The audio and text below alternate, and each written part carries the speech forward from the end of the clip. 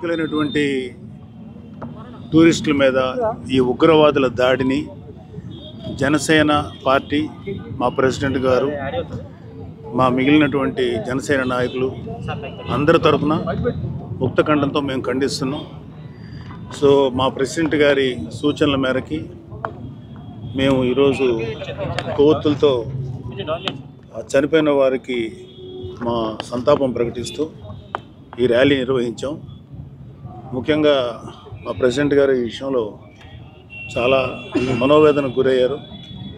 So చనిపోయింది ఒక innocent civilians, వాళ్ళ మీద ఇలా దారుణమైనటువంటి ఈ యొక్క హత్యాకాండని మేము ముక్త కంఠంతో జనసేన తరఫున, జనసేన నాయకుల తరఫున మేము ఖండిస్తున్నాం. We request central government and we request government of India to take strong action. ఈ యొక్క ఉగ్రమూకల్ని సరైనటువంటి గుణపాఠం చెప్పి మరొకసారి ఇలాంటి ఉగ్రమూకల దాడి నుంచి మనకెప్పటికీ, మన భారతీయులు ఎవరికి కూడా ఎటువంటి ఆపద రాకూడదు, ఎటువంటి కష్టం రాకూడదు. నిజంగా చనిపోయిన వాళ్ళ యొక్క అనుభవాలు వింటున్నా, లేకపోతే ఆ విజువల్స్ చూస్తున్నా మనసు కలిసివేస్తుంది.